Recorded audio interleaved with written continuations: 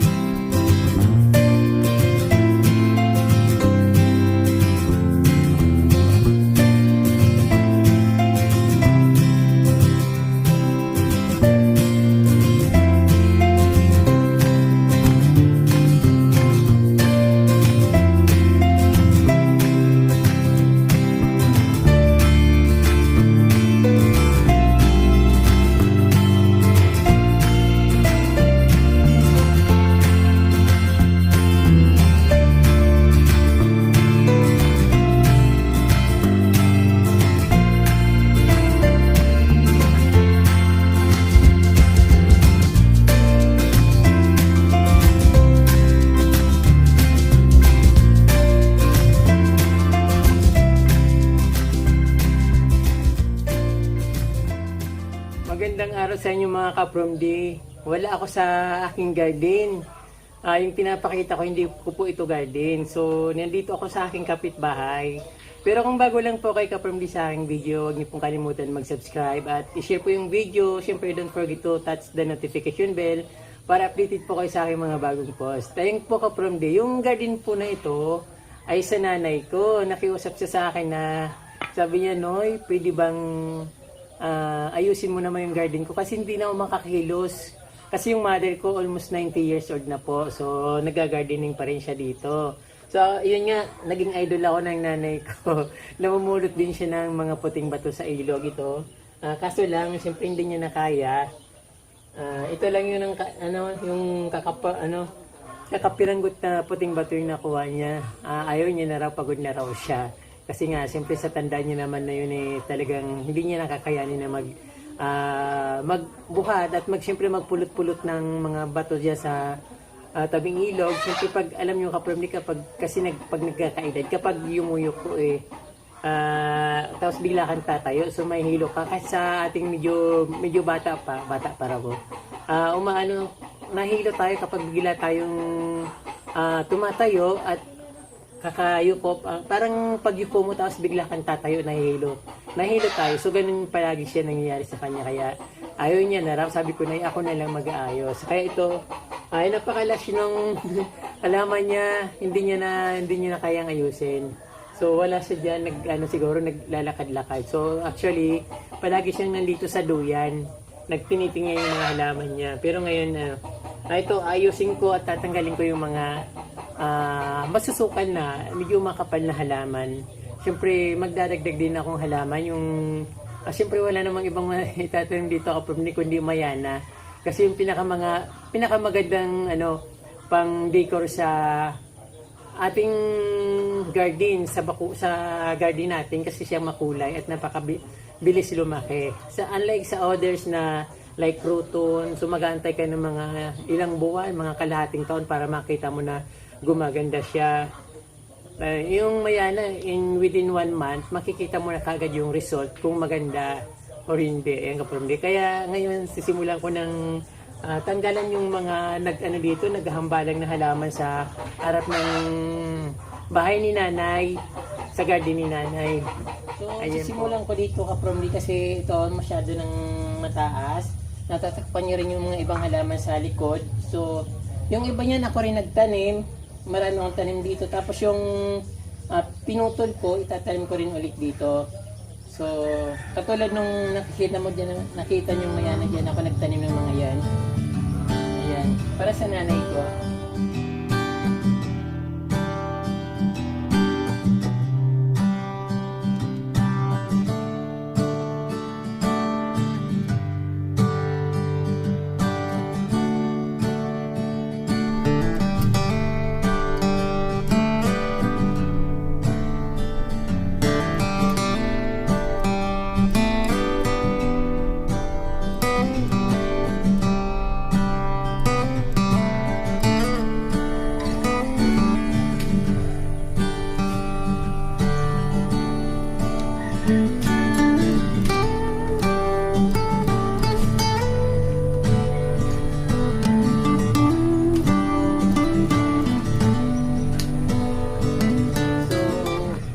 Nagkaroon na ng kulay kasi mayroon ano doon, crouton sa likod. So medyo na-open na siya. So actually may mga crouton dyan ng mga tanim.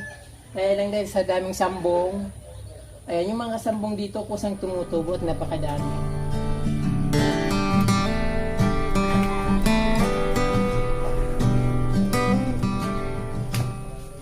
Ito naman yung mulberry.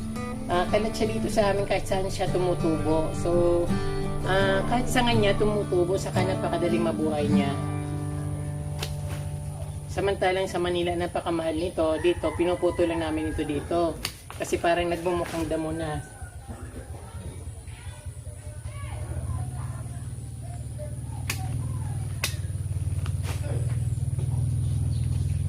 Ito naman kapromde ay crouton ito. So, pino yung dahon niya.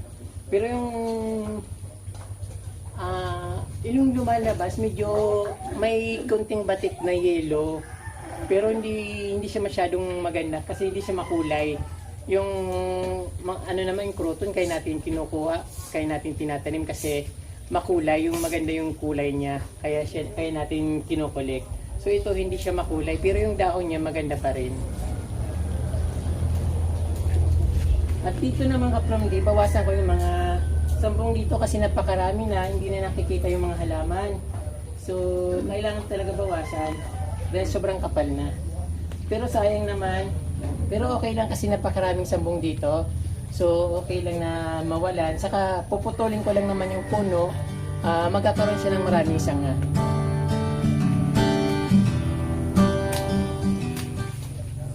From din nakita niyo yung crouton dito sa likod ng sambong.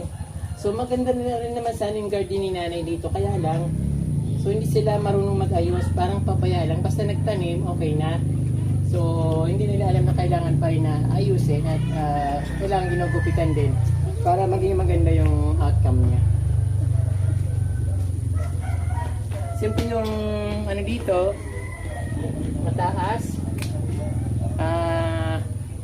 Mayan na, so itatanim ko rin yung dulo niya dito para mayroon ulit titingnan si nanay na magandang halaman na makulay.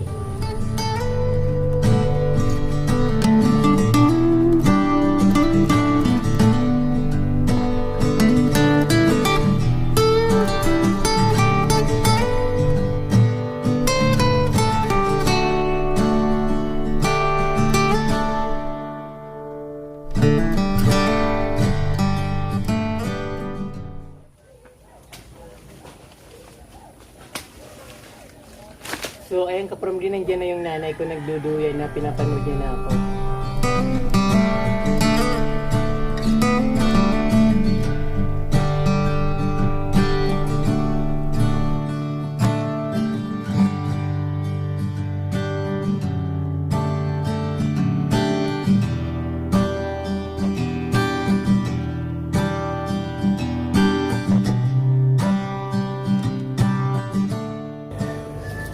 So, ito natumba na ito, parang hindi kasi kailangan tutungkudan para ika lang. Yung pinutod kong mga sanga doon sa kahoy, sa mangga, so itutukod ko dito para tumayo yung marigold ni nanay. Ayun, malaga ni nanay ito.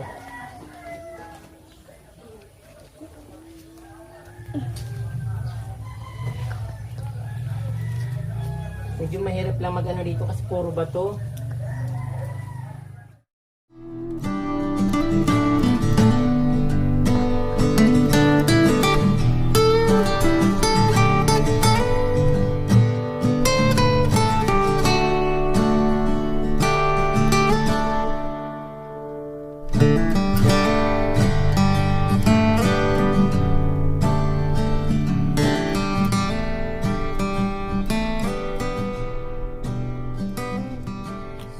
puputulin ko. Kasi hindi maganda pag masyadong tumataas kasi natutumba. So puputulin ko siya. At syempre itatanim ko rin dito sa paso niya. At least so magiging lush at magiging bushy. Ayun, magiging makapal siya. Since umuulan-ulan dito, magaganda to at magdadagdagan yung mga dahon niya.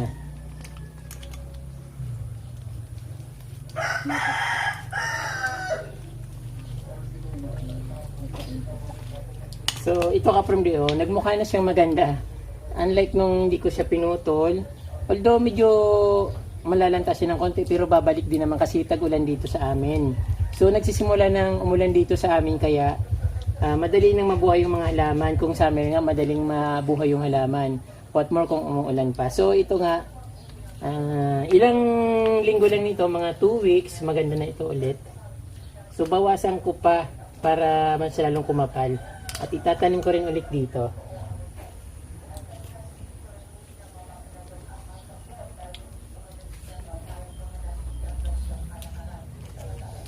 So ayan ka from D. Ang ganda na.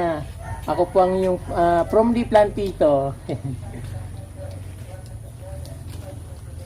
So tuloy sa ayos ng garden ni nanay. May mga halaman dito na hindi ko alam. So kasi minsan nagtatanim si nanay kung ano-ano na lang na halaman, kung anong nakikita niya sa labas. So nagkukulit din siya, kaya lang ito lang yung kaya niya. So from D siya si nanay. Yan ang nanay ko. Magna 90 years old na siya at mahina na. So hindi na siya makapagtanim ng halaman dito. Kaya nakikiusap sa akin na pagandahin ko naman daw yung garden niya kasi hindi niya na kaya. Ayan, hello Nay. Hello Nay. Ay, nakatingin lang. Yung mga panggatong siyang kumukuha niyan. At nagreklamo na rin siya kasi hindi niya na raw kaya. So sabi ko bibili na lang pag may pangbili ng panggatong. Mga yung pinupulot niya, mga ng niyog, mga palapa ng niyog. So tinatanggalan niya ng mga dahon. Ayan, so yung ginagawang panggatong. So ito ka-promdi, mayroon mayana dito si nanay na tanim, namumulaklak na rin. Yung puputulin ko kasi tatanim ko dun sa mga tinanggalan ko ng halaman dun sa Ayan, ang dami ng bulaklak.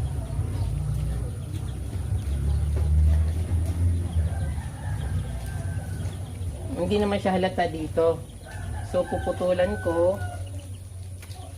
Ayan, so itatanim ko dun sa pinanggalingan ng mga ko doon, yung tawag doon, tinanggalan ko ng mga sanga na naghambalang doon sa kanina. Ayan, diyan ka muna.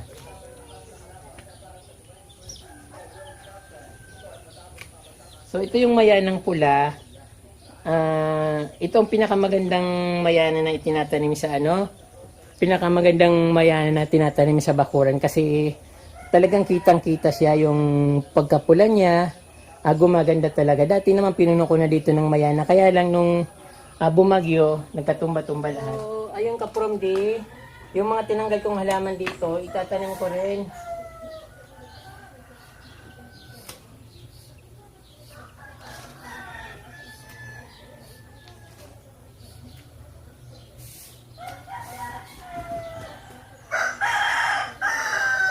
Mahirap maghukay dito kasi yung tinambakan ito ni nanay ng mga bato. So naghahakot siya sa kalsada ng mga bato tapos tinatambak niya dito kasi pag maulan dito ay maputik. So natutubigan masyado. Kaya ang ginawa ni nanay, tinambakan niya to ng puting bato, pero ayun, nilagyan ulit ng lupa sa ibabaw. Kaya ayun nangyari, parang wala rin yung mga puting bato. So hirap po kain nito. Ko lang sa mga gilid-gilid ng bato. Ayun, hindi ko mahukay.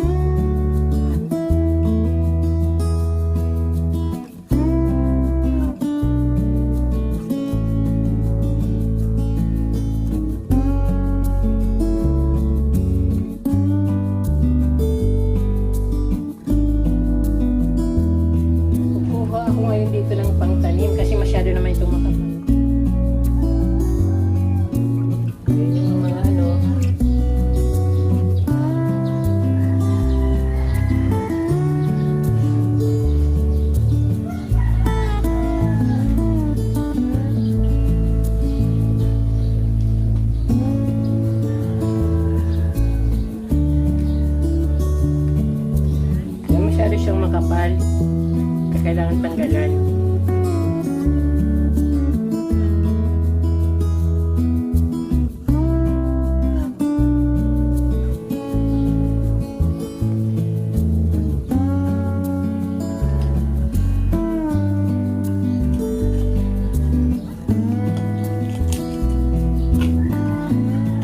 Ang hirap talaga mabuhay dito sa garden ni nanay kasi puro bato.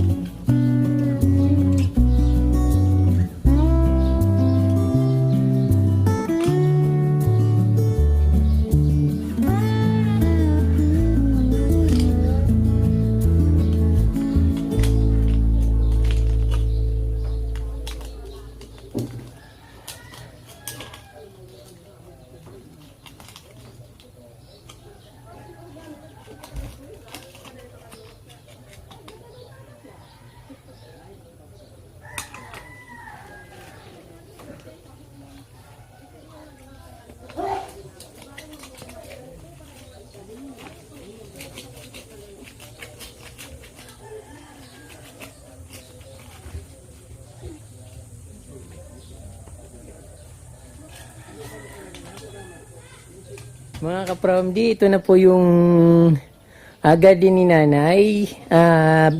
Binawasan ko na ng maraming mga sagabal dito. So, tinaniman ko ng mga pulang mayana at purple na mayana at kulay orange na mayana yung sa baba. So, madali naman siya mabuhay. Hindi ko na siya didiligan kasi sa ngayon, madalas na ang ulan dito. So, perfect na magtanim ngayon at napakadali niyang mabuhay ngayon. So, ayan. Medyo last na yung mga halaman dito na hindi nakikita. Ayan na, lumitaw na sila. Medyo makulay na dahil tinanggal ko na yung mga sambong na napakalaki at yung mga table plate. Ayan po. At yung napakalas ko na kalatya, tanim ko dito. Ako po nagtanim yan. Ayan o. So, yung may malilit siya sa ilalim.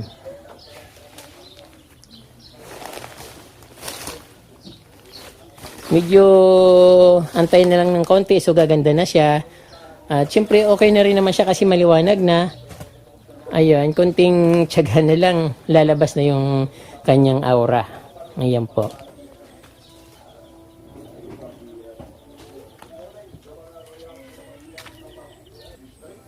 So, nagreklamo si nanay kasi ano raw dito, yung mataas na raw yung halaman niya dito, pinutol ko rin yung crouton kasi madali naman siyang magsanga.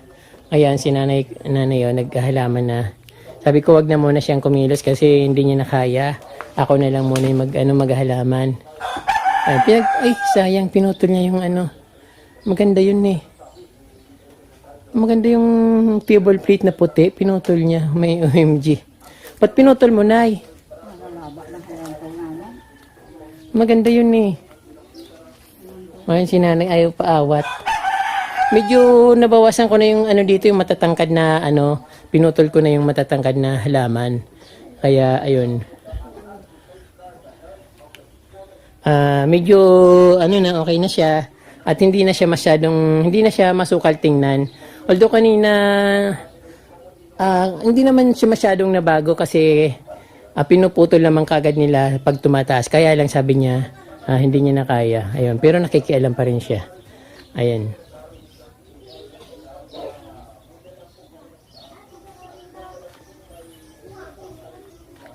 So, dito naman sa side kaprom dito, tananim ko to dito. So, kasi yung santol dito nabuwal. So, lumabas yung lupa sa mga ugat. Kaya tinanim ko ng mga halaman na ganito. Ito yung ano, parang pandan na namumulaklak ng dilaw. So, dumami siya ng dumami. Hindi siya sensitive. Kahit saan mo siya itanim dito, nabubuhay siya at dumadami ng dumadami. So, ayun. Itong mga tanim ko rin dito. Ayan. So, yung aglaw na batik-batik. Ayan. Pinagtatanggal ko dun sa kubo at dito ko tinatanim. Kadalasan marami akong tinatanim dito kaso lang maraming nagtatambay dito. So yung mga bata naglalaro dito ng ano yung barya, yung tachi ba yun? Yung laro nila dito saka yung tumbalata dito silang naglalaro. Kaya kung saan pupunta yung mga lata at chinilas, so yung mga tanim ko dito na halaman na apakan nila. Ayan po mga kaprumde yung inayos ko na halaman dito, tapos na. At si nanay naglalakad-lakad na sa kanyang garden. Binibisita niya na kung natapos ko yung pinapagawa niya sa akin. Maraming pong salamat sa inyo kaprumde. Huwag niyo pong kalimutan mag-subscribe at i-touch po yung notification bell para updated po kayo sa aking mga bagong videos or mga bagong post. Maraming pong salamat kaprumde. Babalos!